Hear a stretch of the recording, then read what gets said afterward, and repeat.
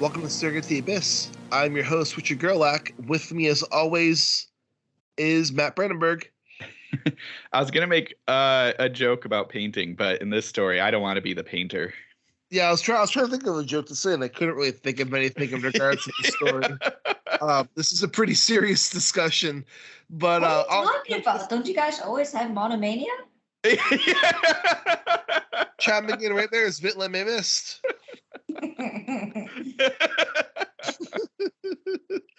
And we're going to be discussing the story, Bettina, Bettina, right? Yeah, Bettina. Yeah. By R.J. Joseph, and you can listen to it on the Nightlight podcast, which is available on all podcasting platforms. And I highly recommend it. They do amazing production value, and it's super cool. Yeah, their production kind of blows ours out of the water. Yeah.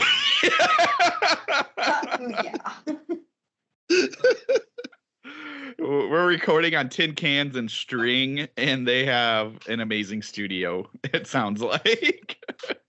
We just recently extended the string all the way to Iceland, which is why she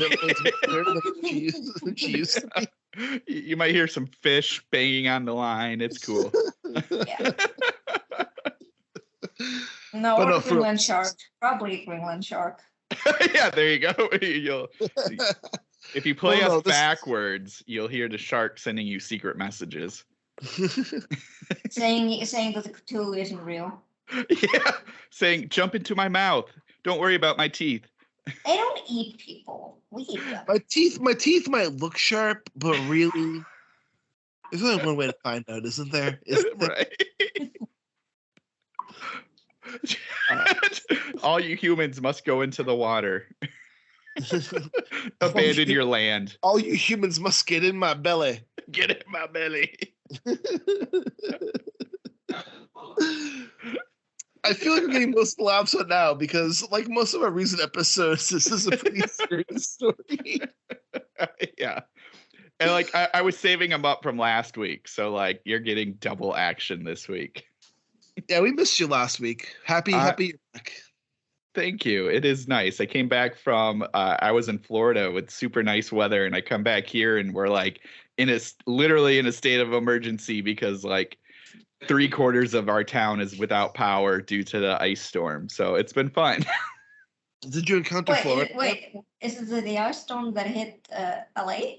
No, we had an ice storm that hit Michigan, and so Kalamazoo, like it was so weird. Everything was just coated in ice.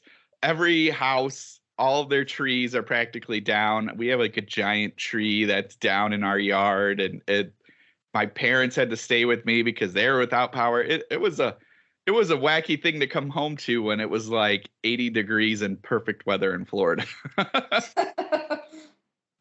Did you encounter Florida, man? Actually, I did. Actually, it was Florida lady that we encountered. Florida lady. She was quite pissed because we were using chairs, and she did not like it. It was like all serious. It was like a huge thing. We were just like, what is happening? But it was fun, to say the least. Well, I'm glad you had a good time. Yeah. I've been on break this week from work, and it has been fantastic. I bet. I legit have been relaxing most of the week and just taking it easy. That sounds wonderful. Mm-hmm. Mm-hmm. It's fine. I mean I have my break, like a week break in March anyway, so. Yeah, March is actually the worst month for teachers here. So like you get a nice break, and then March comes along, and March is awful. Interesting. For teaching, at least in Massachusetts. Yeah. March has all testing. No, March has the holidays. Oh. Year. So it's just between the break we get in February and the break we get in April, there's no break. There's no like days off. It's constant go. That sounds like fun. The testing ramping up as well. It gets very stressful this time of the year.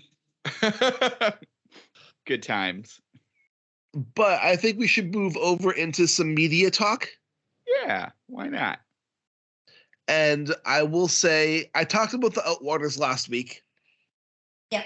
I watched the Outwaters again. I'm still to make sense of some of it. It's still definitely a really good found footage movie, but it's not going to be for everybody. We talked about how it probably wouldn't be for me. No, I think Matt might like it. Yeah, it sounded neat when I was editing. I was like, oh, this sounds like a cool movie. Yeah, especially there's a scene at the end I think will tickle your fancy, Matt. Ooh, I like when my fancies are tickled. You do like when your fancies are tickled, eh? Besides that, because we have the third Creed movie coming out, I put myself through a Rocky marathon. Oh, buddy. Where I skipped the fifth movie. Yeah, that's good. But besides that, I love these movies. And the new Creed movies are just really good. Yeah. And Michael B. Jordan's like a really good actor. Yes. And he's a nerd too. He's what? He's a nerd too. He loves anime. He's a nerd too. I love it. Everybody. I just had to throw that random fact over. Yeah, apparently the boxing scenes in the third Creed movie were inspired by anime. Oh, that's amazing. Like he's talked about in an interview how like he used anime as inspiration for the fight scenes in the new Creed movie. Oh, that sounds super cool. I'm interested to know which anime. Probably like Hajime no Ippo, something like that. Yeah, probably. Junji Ito. Junji Ito. Sure. I also, because the Last of Us TV show is consuming everybody's life, including my own, I replayed The Last of Us Part 2. Oh, wow. Wow. And I beat the whole thing, and I still cried at all the same parts I always cry at. And Matt remembers our giant, was it a 3-hour podcast about that? Yeah, it was super long. It's super long. I played it mostly because I let someone borrow the original Last of Us, and I wanted to play Last of Us because of the show. And I decided to replay the second game, which has great gameplay, and I think the story's great, but people can get all arguing about that, whatever. I think both games together are masterpieces. But that being said, the gameplay in the second game is still to this day, like, my palms get sweaty playing that game. Like, it gets that palm sweat going. Oh, God. And, like, you know what I'm talking about. When a video game gets stressful, you get that palm sweat going. Mm-hmm. Oh, yeah. Yep. Yeah, like every encounter in this game, I ended. I gotta like wipe my hands off, and I'm just like, holy fuck. Oh, Note to self: write about palm sweat.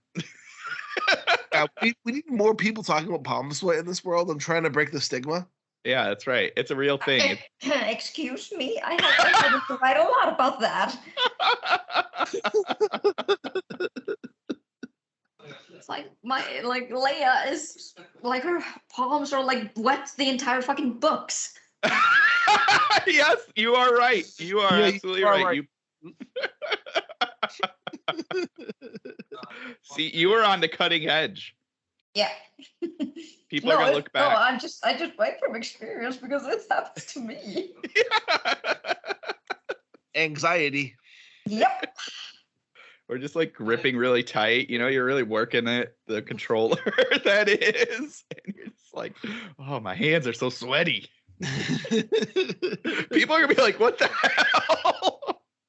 Hey, if you play video games or you have anxiety, you know the deal. That's right. Yeah. You know the deal.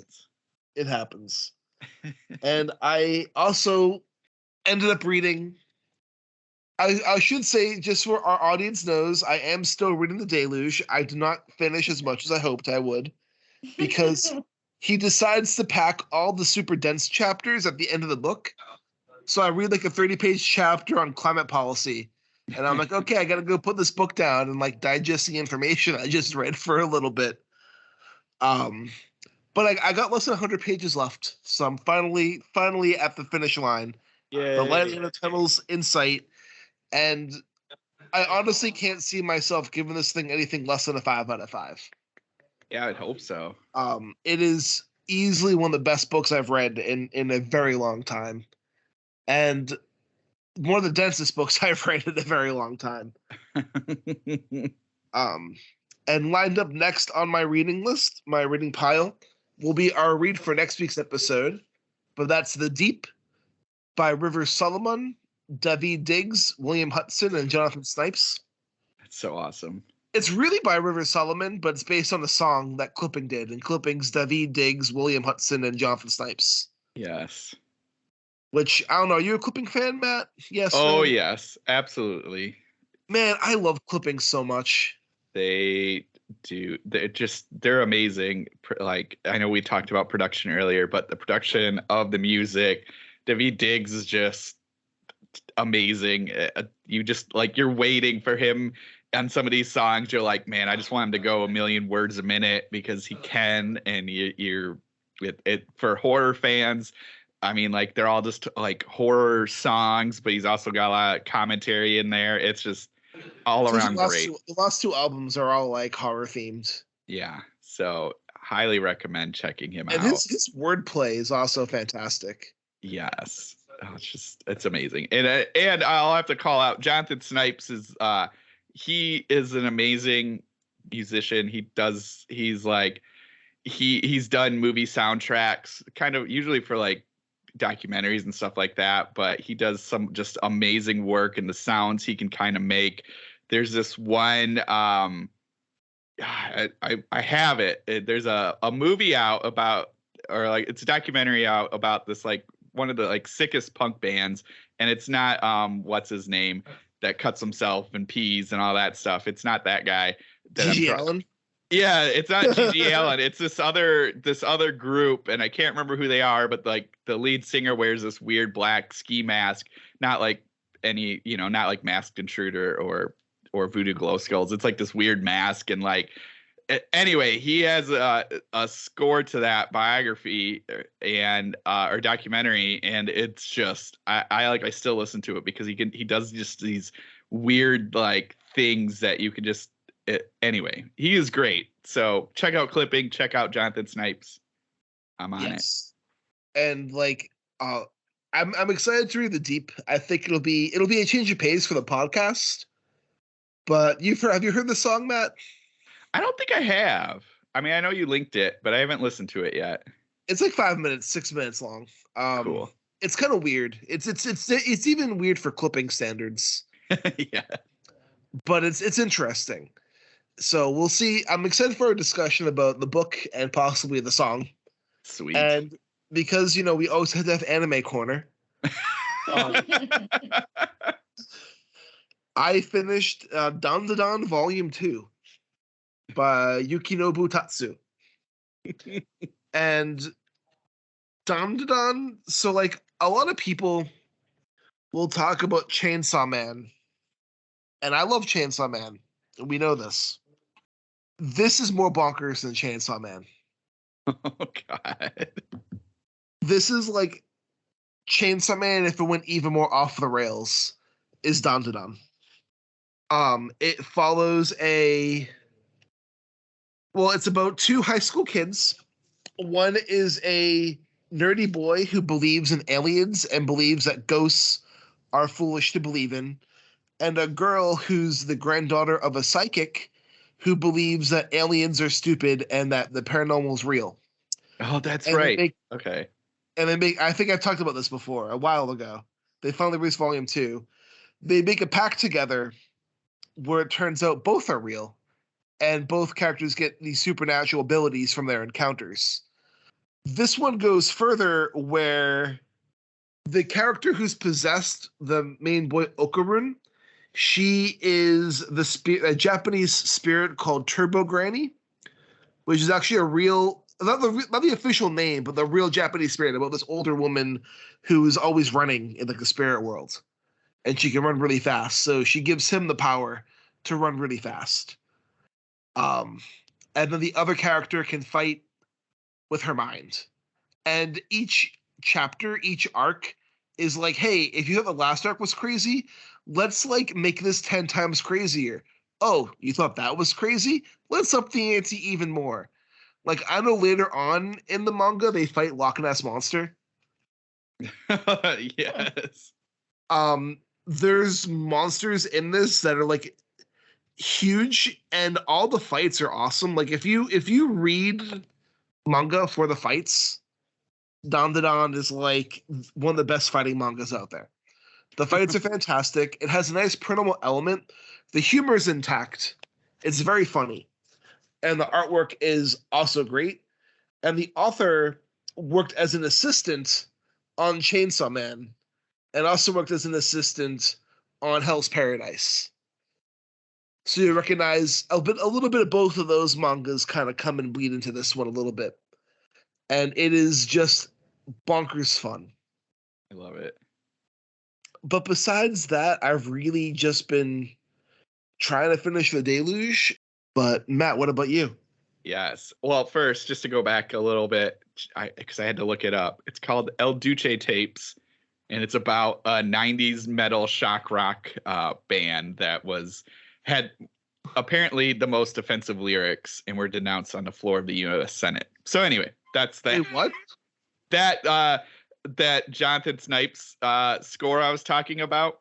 It's for a documentary about this band called The Mentors that were a notorious shock rock band in the 90s, and their little famous thing is having the most offensive lyrics that were denounced on the floor of the U.S. Senate. So I haven't seen the movie. I think it's out on Arrow, but the score is amazing. So I just wanted to let people know about that. Anyway, we'll have to watch this. I did watch the trailer when I first got the score, and it looks pretty wild. So just like, also, again, yeah, I know the Mentors. They are definitely one of the more offensive bands. Yeah, so it's about them. So it sounds crazy. So anyway, for me, this week was all about reading some really absurd stuff. I'm part of Nicole Cushing's Patreon. Every once in a while, she'll bring out books that she really likes or talk about some stuff. And a couple of them intrigued me, so I had to order them and read them. And she was right. And you can also see a little bit of her style in there, or at least what maybe she picked up, especially talking about like Mothwoman and stuff like that. The first one was Roland Topor's The Tenant, which was Roman Polanski did a movie based on this. I was going to say, they made a movie off that one. Yeah. So I'd never seen the movie, but now that I've read the book, I'm interested to see it. The one interesting side note to this, which I couldn't find online for very cheap, is there is a copy floating or an edition floating around with the Thomas Ligotti introduction. So I was like, ooh, I might have to hunt that down. But this was speaking of Ligotti, they released the audiobook. Oh yes, I picked it up. Me too. I got a review copy of it actually from Penguin. Oh, nice. I did not, but I did buy it. So I'm very happy that came out, and it's very good. John Padgett is amazing, of course, and so he does a great job. And anyway, sorry to interrupt. No worries. No worries. It is really good, and there is something special about hearing Ligotti's work in audio format and hearing John Padgett do it, because he's got the passion and knows where to hit certain words in certain ways. So he's just a really, really good narrator. Yes, 100%. I mean, so I mean, his own short story collection creeped the fuck out of me. Yeah. Oh yes, 100%. His collection. You gotta read Ligotti. The Secrets of Ventriloquism. Yeah, you gotta read Ligotti. I know, and I am intending to get the audiobook. Yes. I just need to wait a couple more days until I get my credit. There you go. Padgett's voice he's an incredible narrator. Yeah. So you'll dig it a lot. So anyway, The Tenant, it's this is a really weird kind of thing where our main character, this is set in Paris at like 60s time, I'm guessing. And he needs an apartment. He's getting kicked out of his, so he through the grapevine hears about this one. The previous owner had committed suicide and or attempted to commit suicide, and so he can rent that place, and then it just kind of goes crazier from there. He ends up finding her just to make sure it's all safe, that he takes her place. She's all wrapped up and screams, and is just it gets kind of crazy with that. He ends up kind of hanging out with her friend, but it's like a really weird relationship. And this apartment is absolutely insane. All the other tenants there's like all these rules regarding being quiet at certain times and not having visitors and not having pets and all this stuff. Yet he keeps getting in trouble for making loud noises, even though he's not. And he gets so paranoid that he's listening for everything, and he's super quiet, and he goes into bed by like 8 o'clock because he doesn't want to make a sound. And yet they still keep saying he's doing it. He starts discovering like holes in the wall, and he finds like a tooth at one point, and he finds her letters, and they're all just it at first it's just this really paranoid thing of you trying to like of you watching him like trying to be quiet, and these neighbors are doing all these weird things around him. But then it starts turning into like, oh, what's happening in the courtyard? There's like people riding horses in executioner masks, and there's kids riding bikes in circles nonstop, and he starts thinking that they're trying to turn him into the previous tenant. He's waking up with makeup on his face. He's waking up in women's clothing, and he's just like, what is happening? And his reaction, and what I also saw in the other book I'm reading, is to respond almost in kind. So he's like, well, if they want to make me a woman, I'm going to be a woman. So he goes out and buys more clothes, and he buys the best makeup, and he's putting it on, and he's looking out windows, and it just, it ends in such a strange way. You're just like, what is happening? What did I just read? But it is so good. I just loved it so much because of just the absurd things that happen. There's like a scene where he goes to a funeral and he's like freaked out, so he leaves, and then as he's walking down the steps, he's like, I just couldn't hold it anymore, so he farted down each step. And you're like in the middle of this book, and you're like, what is happening? I mean, if you gotta go, you gotta go. Exactly. Hey man, nobody's above a fart joke. Exactly. Yeah. And what Shrek say? It's better out than in. So Better out than in. Mhm. It's like an onion. It's got layers to it. Yeah, you can't hold them in. So yeah, it is great. I actually want to read more of Roland Topor. I may be pronouncing his name wrong, but the introduction talks about he's like this artist, and his books just get crazier and crazier. So I'm on board for seeing what else he's done. The other book I read is a Ferdydurke by Witold Gombrowicz. He is a Polish author, and he's got like even his stories, just like real life story is weird because he left Poland right before, like the eve before World War II, and then when he heard what happened, he ended up like staying in Brazil. And at one point, his like landlord tried to turn him in, and he's very interesting, like actual life story. And like a lot of it comes out in this book, which is just this really, again, another absurd story about our main character, who's an author who wrote a book that actually Witold wrote. So like it could be him, but it might not be him. But he gets sort of abducted by this professor and sort of turned into a teenager. He's like in his 30s, but they treat him like he's like a teenager and take him. And so like you never fully get this idea if he actually turned to 17 or if people just believe he's that age. So you're already kind of off kilter with that. And then it just turns into this like weird look at class and education and life, and like he's got a lot of weird philosophies in here.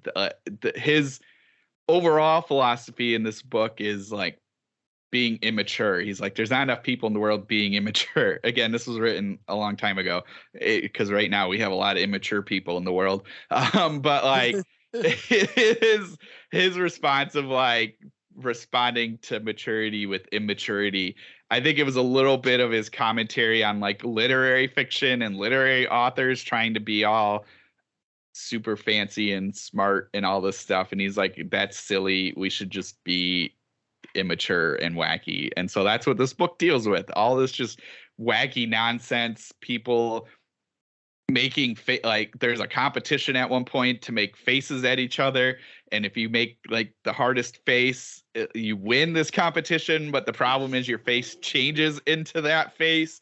And we have like our main character has to stay at this family's house, and so he ends up just like he sort of becomes obsessed with the daughter, but the daughter's a modern girl. And so he's like, well, the only way to respond is just to be absolutely wacky in front of her. And so he does like all these weird things of like, and not even like creepy things. I should preface that too. Just like he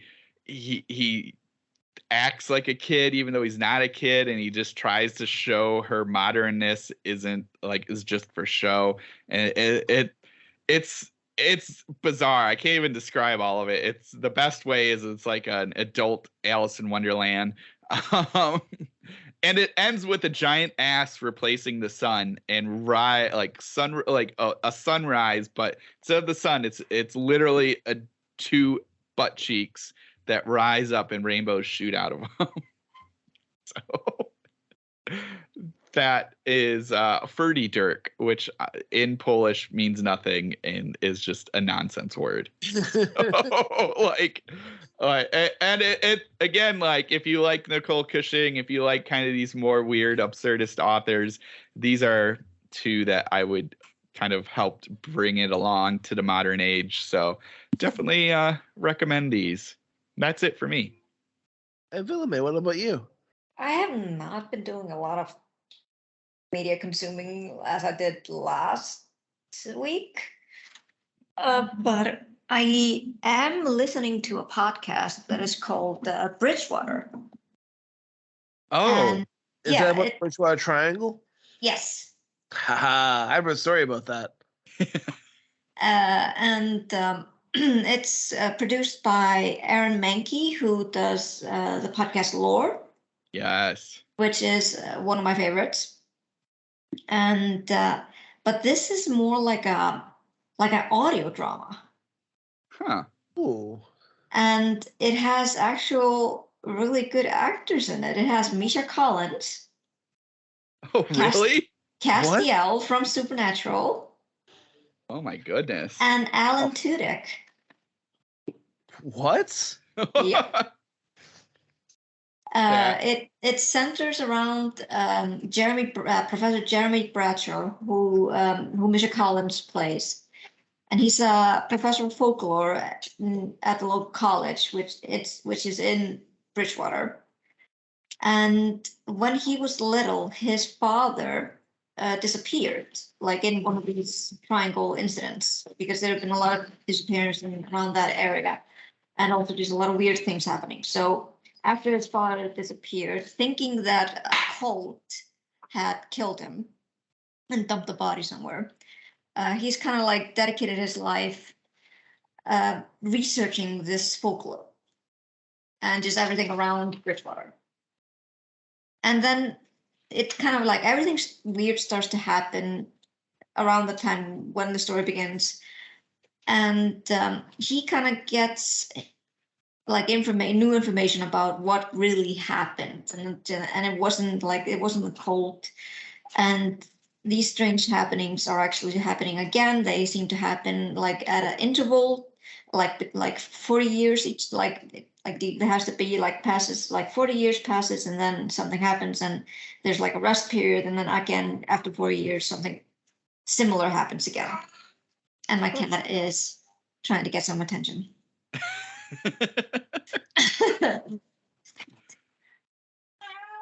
No, he doesn't. And it also stars, I can't remember her name, but she was in The Walking Dead. Melissa Poncio, I think her name is. But I'm really bad with names, especially from The Walking Dead. Like the only one that I remember is Norman. Yeah.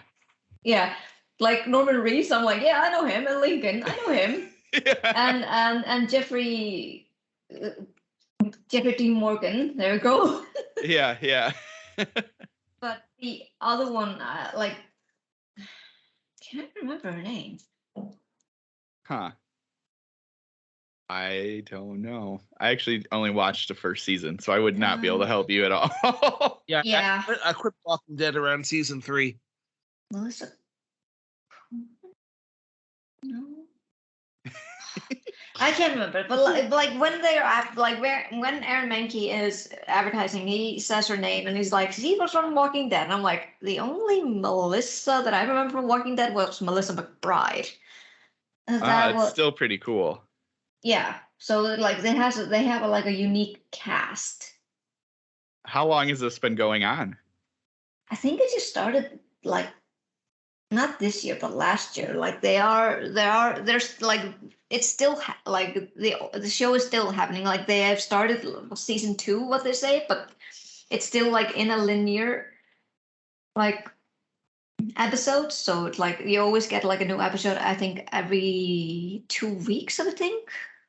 Not completely sure, but like right now I'm on episode 16, and it's like 30 minutes each episode, and it's basically like I said, it's like an audio drama, and it's like you're instead of watching, you're listening, but how they are, describing everything and how they act. It's just watching a TV show basically. That sounds amazing. And it's so funny because Misha and Alan Tudyk, they sound exactly the same. It's amazing. Really? It is amazing. Sometimes when they're speaking, I'm like, wait, who is talking right now? And then they say their names, and I'm like, oh, okay, now I'm on board. Okay. It's so funny because these two guys, they're nothing alike, at all. But Misha has this nice talent of making his voice both really bubbly and also making it gravelly like it does with Castiel. But then Alan Tudyk can't do that too, and I'm like, fuck you. Okay. You did a good job there, but it's confusing sometimes. I love it. Yeah, so I can't say much about what is happening right now because that would be spoilers, but I really, really enjoy it. So they put like the production value there is through the roofs. And it's makes everything and they always encourage you to listen it with headphones because then you get the experience more better. And I agree. Oh, that's cool. That's awesome. Yeah. And what else? I did finish one short story because it was for free, I think, this week. Or I think it might still be free now, but I don't know if it will be still free by the time this episode airs. But Theresa E. Braun, she had a short story called Dad Over Heels. Huh. And it might be available if you maybe subscribe to her newsletter. I'm not really sure, but at least she was advertising this on Instagram, and I was like, haven't read any stories by her. Might as well check this one out. Yeah. And since it was free, and I had free time on Thursday, I think. So yeah, I read it, and it's about this woman who goes on a blind date with this guy, and they kind of hit it off, and they start to experience some kind of like a haunting together. Nice. But they're not really sure. And what's really interesting, like the twist about it was that they are seeing, they're seeing the man's father and her mother's, and her mother's ghosts together. Oh, weird. Interesting. So they're like, wait, did they have an affair? and it kind of like it's like, and they were like at the same time, like in the story, they were like, should we continue our relationship then? Yeah, are we related? No, well, it didn't really have that connotation there, but They're like, oh, you're my sister. Crap. yeah, no, but they like in the story they had like kind of like they were talking about like what had happened to the father, like their father, he had lost his father and she has lost his mother, but like she had left and they didn't know what had happened, and as they decide to kind of like dig deeper into what happened, there's an ugly truth that is revealed in the woman's past about what really happened. Cool. And this. And yeah, so I can't really also there's a twist like at the end that I can't really reveal, but it was nice. I liked the chemistry between the two characters. Like they felt authentic to me. Like in the way that the woman, she was like, can't really be bothered with blind dating because they will always lie to try to get you to bed, and I don't really want to deal with that kind of shit. But the guy was really like, he was charming, and I was like, I got the weird vibes. I was like, when he's gonna kill you, isn't he? Or something like that. I was like, it's like me trusting no one. But it ended up okay, so I was like, all right, I'm giving you a chance for her sake. I love it. And then came the twist, and I'm like, didn't see that coming. And it was a weird twist, but I don't know if it hadn't been there, the story probably wouldn't have worked. So yeah, can't say much else for that matter. But yeah, it's called Dead Over Heels, and took me a while to find it on Goodreads because there's so many stories that have that name and have that title. But if you add Theresa E. Braun, you'll definitely see it. All right. And if it's still free, just definitely get it. It's a nice quick read. All right. Well, I think it's time for us to head over to our main discussion for today. Yeah. I had a burp while I was saying that. I was like, I don't know. I had to pause. This is going to be awkward. We are fully professional here at yes. Into the Abyss. If you aren't aware, now you know. All of our secrets. This is not going to be edited out, Matt. This is staying in the podcast. Okay. But it's time for us to move over to Bettina by R.J. Joseph. Yes. And again, if you have not listened to Nightlight, do yourself a favor and listen to Nightlight. But this is one hell of a story. Yeah, it was funny because it's audio, so it's an audio story. And I was like, oh, I'll listen to this and, I can get some work done. And then I just couldn't. I just had to sit there and listen because I was like, what is happening? And this is so good. And I'm like, where's it going? I will say, though, as much as I love how the production value in Nightlight is really good, it did kind of distract me when the distorted whispering came and kind of overpowered her narration. Oh, yeah. Yeah. That's like the only minor setback I have about it is like, you could have dialed that a little bit down so I can hear more of your narration because her narration is amazing. Yes. Yeah. Yeah, I can get that for sure. But no, this was again, I wasn't sure where this was going. But then once I got to that part, which we can get to in spoilers. Really? You really did not expect this? This was where it's going? About that.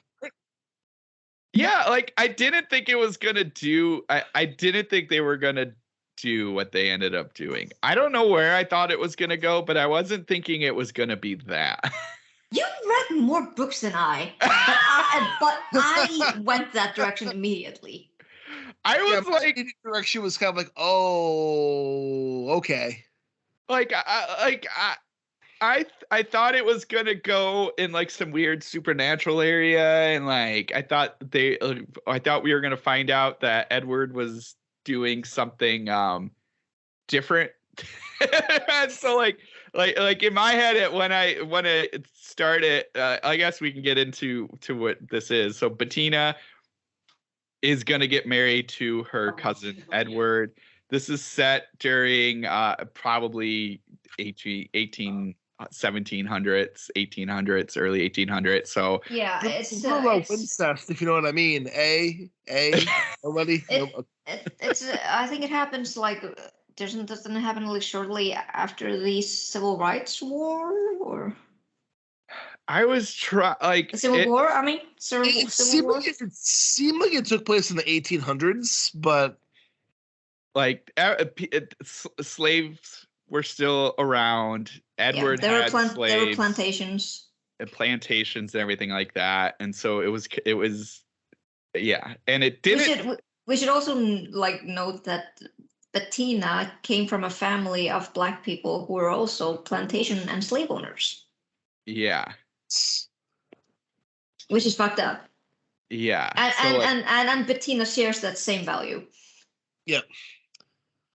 Yeah. Oh, sorry. Yeah. Just neighbors are doing something. Anyway. Yeah. So like that. So you kind of have. I like that was an interesting thing to kind of set us up with. So it's we have two. Bettina's Black, Edward's Black, and they have slaves that are also the same. And Bettina right away, and that's where I think you're right, Vitlame. I think it's got to be close to after the Civil War, just because she was kind of like, obviously she was like, this isn't good. They're like us, but we own them. But she was kind of setting up, as the story goes, like making sure they got paid, making sure they were educated, making sure that they had better places, places to stay. So that's where I'm kind of like, I think that Edward had made the choice not to do any of that. Bettina did. So it's kind of that, like, probably right around that area, and I know that's not really what we need to focus on, but like just to kind of get people in the mindset. So anyway, Tina's gonna marry Edward, and her cousin they used to hang out at this house, and that's how they discovered he had monomania.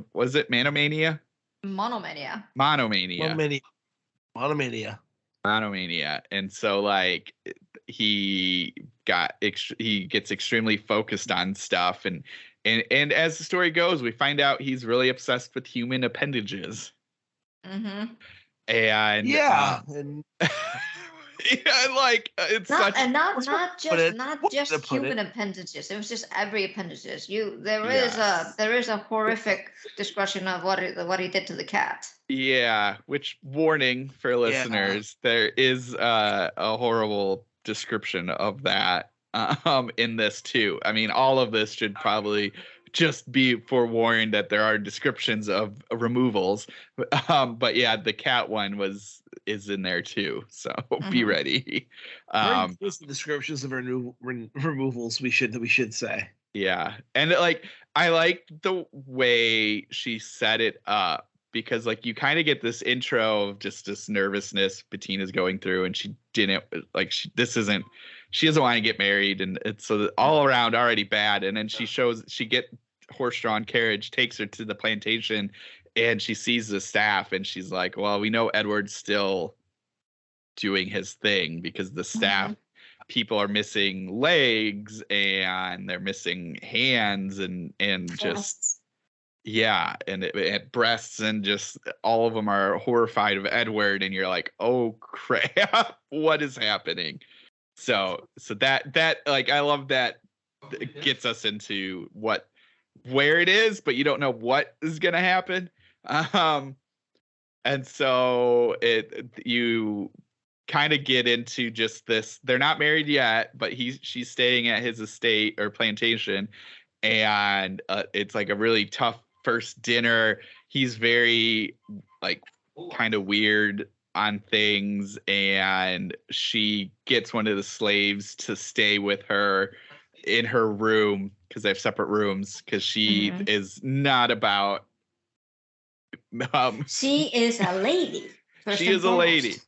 Yeah. She's like, this is not happening. So like, I come from a a well-off family. I'm not gonna put any disgrace on them, despite the fact that they sold me off to my cousin. Yes. And I will not do any naughty things before I get married. Yeah. So she's like, I'll have you stay with me. Plus the fact that she could tell that she was absolutely terrified of Edward. So it was a combo. And yeah, it just sort of like the focus is all on Bettina, and I do kind of like that. Edward is sort of missing. He's off doing something. And this is where I started getting him like, oh, he's in my supernatural brain. I was like, oh, he's conjuring or he's doing something. You went to hoodoo, basically. Yeah, I was like, I'm going somewhere else. And I'm like, this is where it's going. So like, but it gives us the time. Like Bettina like I said, starts making things a bit better for the slaves. And since Edward's not around and they're going to get married, she's like, well, I'm going to run this house the way I kind of want to run it. So that was the kind of nice bit. And then we get to the cabin. and this is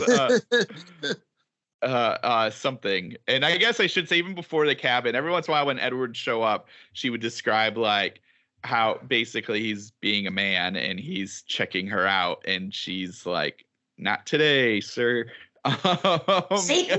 Yeah, not today, Satan. And just like, so you kind of get that touch, and we get a little bit. She's like, I don't want to have kids, even if, especially with him, but it seemed like she was down to not have kids at all. Yeah. I actually love the thing when she said about like her parents wanting what was it called? Like basically like they deserve to be grandparents. And I'm like, yes. Fuck you.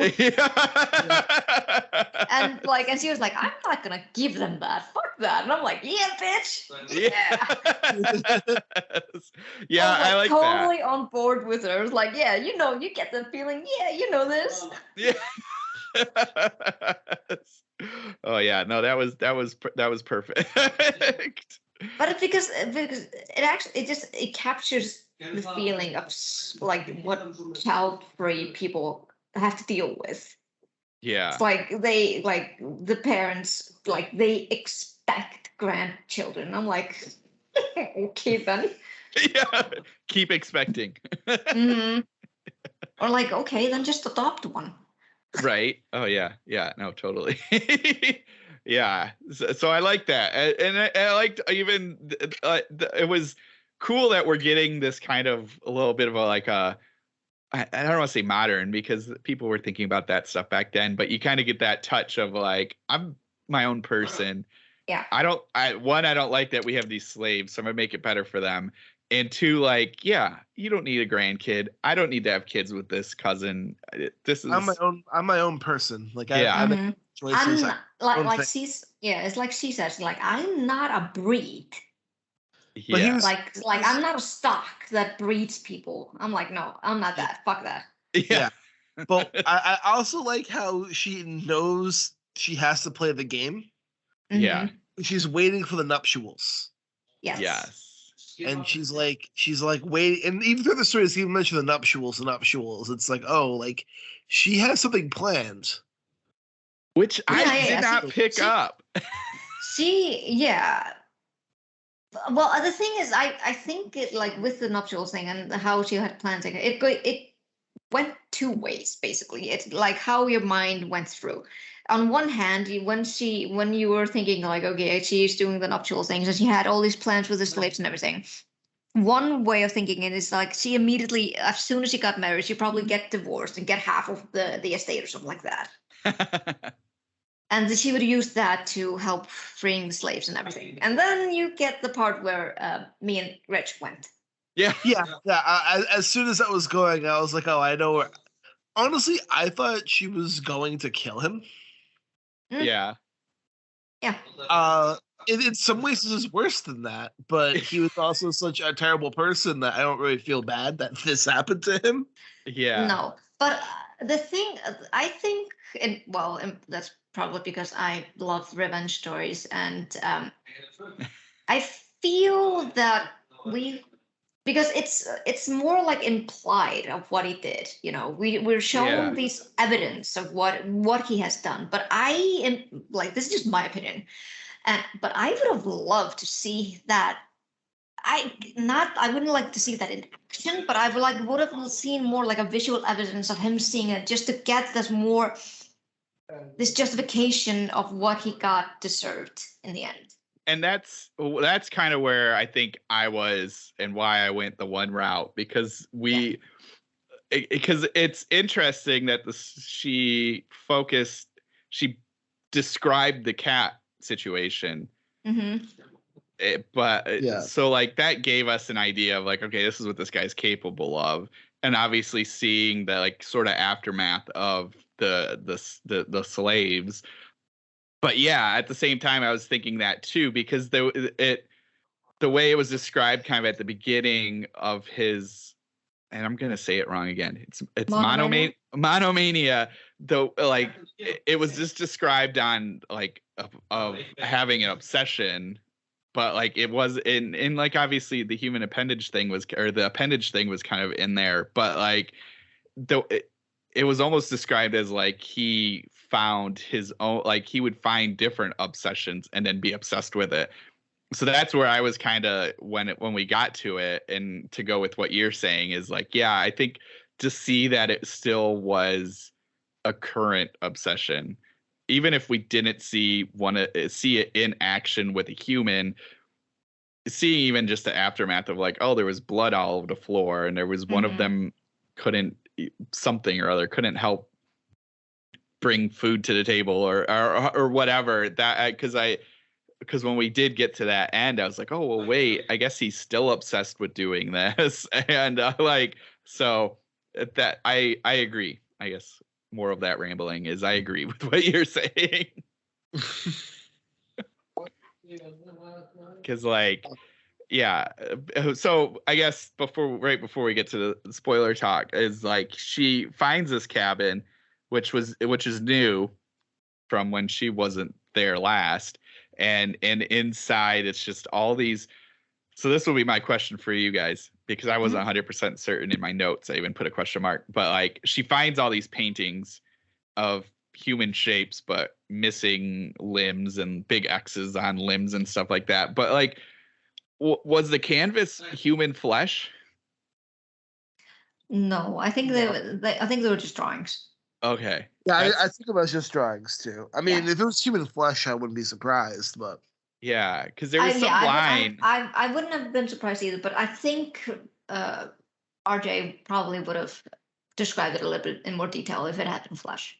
Okay, because that's like there was some line, and I can't remember what, and that's why I had it in a question mark. There was something about, and maybe it was because the drawings themselves were of flesh, of people, and so like maybe that's where I got my mind got a little twisted. But either way, it was very disturbing imagery that she found and Bettina found, and that was when her plan finally was formed and concocted, in my opinion. Well, actually, I think that like when she got to that particular canvas, that's when she was like, I need to do this right now. Yeah, fair. And that particular canvas, and this is that was a horrifying thing. It had to do with the womb. It had to do with babies crawling out of the womb, and then feasting on torn off breasts. Yeah. So you can imagine what Atwood had in mind for her. Yes. So that I think at this point we can do a little bit of spoiler talk. I guess before that, just say it's like a 20-minute podcast that you can listen to. So just get it. I'll put it in the show notes. Yes, you definitely should listen to this. It was really good. Yeah, it is. And this last part too that I'm going to get into is the production with the sound effects alone. Oh God, fucking gnarly listening to it. It was like, it might not be happening in front of me, but I can definitely hear it happening in front of me. I don't know about you guys, but did you guys cringe when they were at the dinner table and you hear the cutlery slicing Yes. into the plates, and my ears were bleeding. Yes. Yeah, that's nails on chalk for me. Like, Yep. That's exactly how that was. I was like, oh, this is a bit too much. Especially like if you get like thinking about it now after finishing the story and you go back to that, that's one of those like, you know, you have them in certain movies, those like eating dinner scenes, and you just know you're like, ooh, this is just not a good part. I always just think of what was Return of the King when Pippin was singing to and he's eating, and you're just like, oh god, this is horrible. So yes. So yeah, I hear you on that one. Okay, spoiler time. Everyone, get ready for spoilers. Yeah, so then we get to the plan, which Bettina and two of the slaves, one of them who can't stand because he's missing both legs, I think. They and the girl that was staying in Bettina's room, they concoct a plan of making sure this doesn't happen again. And we get a drug drink that knocks Edward out, and then we get lots of cutting. No, you mean sawing. Lots of sawing. And these aren't clean. These aren't clean saws. They leave his body, and God. she makes sure we know it leaves his body looking all like, not that they've been cut off, but that they've been bit off. Yes. Yeah, that was such all jagged edges on the skin. It was such an interesting description until you got to the report part, because they talk about like cutting the ears off, and they're like, the way she did it was very jagged, and I was just like, oh well, that's a really interesting, detail that is just there, maybe not for whatever reason. And when you get to what she's planned, and you're like, oh okay, that makes more sense. But oh man, that like amputation stuff like went on. They did a lot. Yeah, that really legit felt like it went on longer than it actually did, probably because of the sound effects. But you just sitting there and you're like, oh god, oh god. Oh god. I mean, like, basically turned him into a worm that can't blink or talk. Johnny got his gun to him. Yeah. But they only took his legs, didn't they? They didn't saw off his arms. I thought they did. I thought they did. Only because, like, I think because if you think about what their plan was, because the last bit, like, they cut off his tongue and they like severed his nerves. His nerves in his eyes, so he couldn't like blink. I kind of want to know how the fuck they did that. I did too. I was like, how could you get back there and not damage? I mean, like, and not just pop the eyes. I don't know, but they found a way. And anyway, so like, because they didn't want him to be able to communicate, so that's why I'm thinking the hands were too, because he still could have like could have responded if they gave him a pencil or anything. So that's but maybe not. I don't know. All I know is if they did all that to him, he's probably brain dead at this point, though. So yeah, but they wanted him alive for a very long time. She had that nuptial. Yeah. Oh, that was so perfect. That's why she kept him alive, because she had to get his money. Yeah. Now she's free to use his money however she wants to.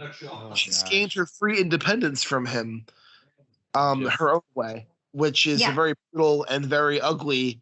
But he was a very brutal, ugly man, so you could argue that he had it coming. Oh gosh! Oh yeah. Just that like description, like, so they finish up with him, and to go to like kind of what you're saying, Rich, is like we have this like monologue almost to the judge or inspector, to somebody of importance, and she's like, oh, it was an animal attack, and